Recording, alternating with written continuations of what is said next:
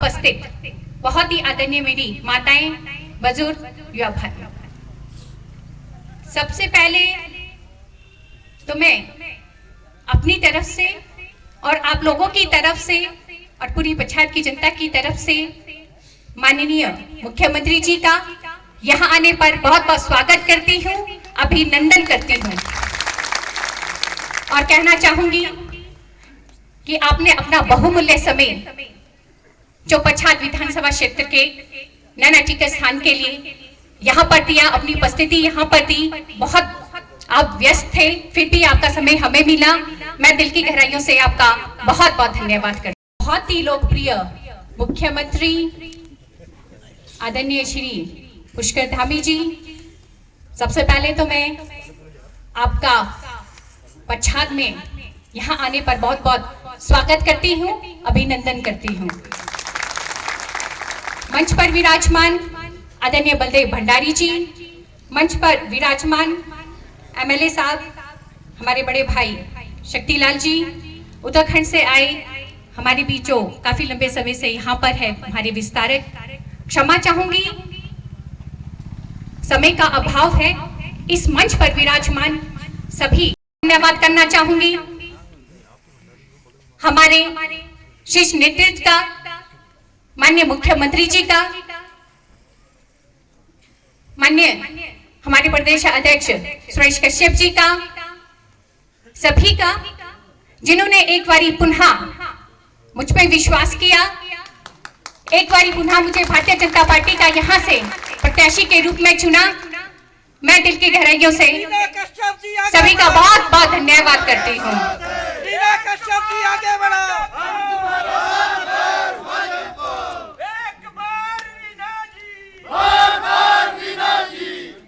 और मैं कहना चाहूंगी कि आप लोगों के आशीर्वाद से, आप लोगों के सहयोग से मुझे उपचुनाव में आपने विधानसभा पहुंचाया, आप लोगों का सहयोग मिला। और मैं कहना चाहूंगी कि उपचुनाव के बाद केवल 3 महीने के बाद ऐसा समय आया, कोरोना काल आया, जिसमें 3 वर्ष का जो मुझे समय मिला था, केवल मैं 2 वर्ष पूरा समय कोरोना काल में निकल गया और केवल मुझे 1 वर्ष ही मुझे कार्य करने का मिला है। और मैं कहना चाहूंगी इस कोरोना काल में भी मैं घर में नहीं बैठी, मैं एक समाज सेवी के रूप में अपने विधानसभा की हर पंचायतों तक मैं पहुंची, हर गांव तक मैं पहुंची, जितना मुझसे हुआ मैंने किया।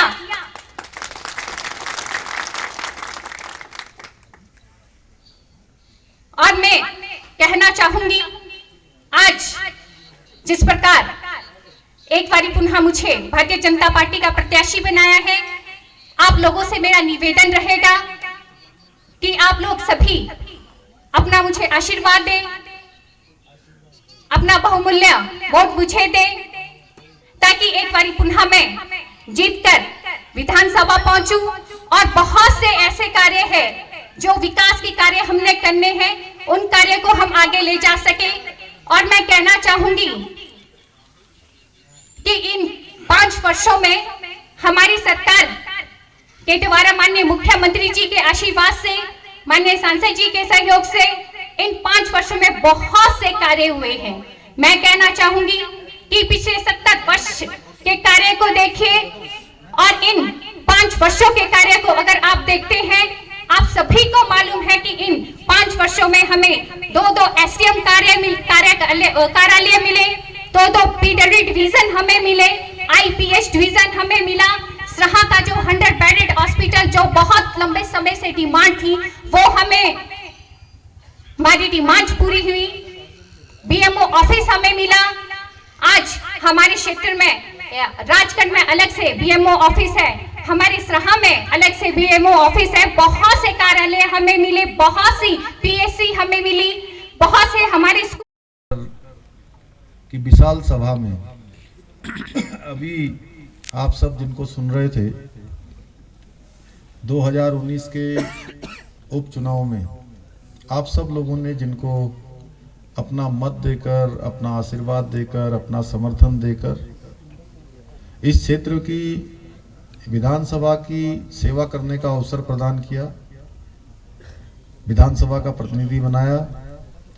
ऐसे इस क्षेत्र की प्रत्याशी और यहाँ की लोकप्रिय विधायिका बहन श्रीमती रीना कश्यप जी, हमारे अध्यक्ष मार्केटिंग बोर्ड हिमाचल प्रदेश आदरणीय बलदेव भंडारी जी, हमारे सुरेंद्र नेहरू जी अध्यक्ष भारतीय जनता पार्टी पच्छाद मंडल, प्रतिज्ञा पाल जी, शिव कुमार जी उपाध्यक्ष भारतीय जनता पार्टी, अनूप शर्मा जी, उनके मन में इच्छा है कि आप सबकी सेवा करें।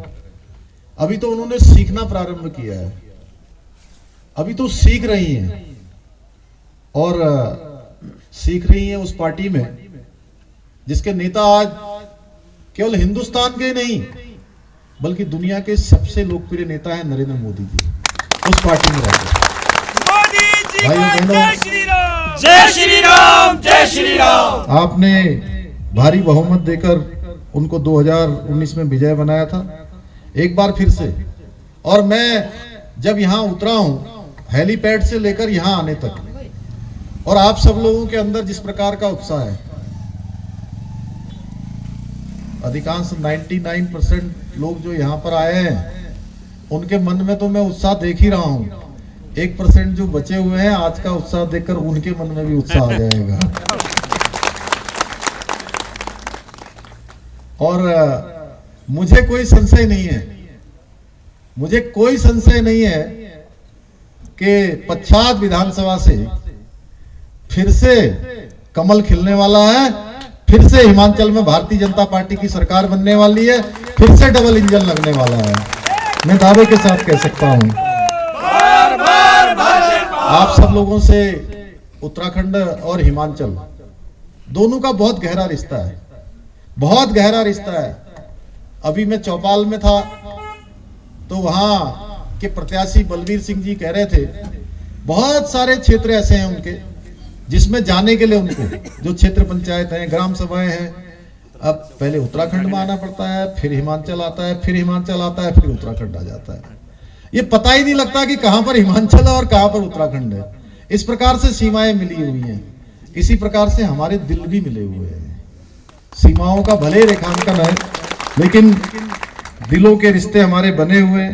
देवादिदेव महादेव की कृपा से आच्छादित जहां हिमाचल है वहीं उत्तराखंड में रहने वाले लोगों पर भी हमेशा भगवान की इन दोनों ही राज्यों पर कृपा बनी रहती है।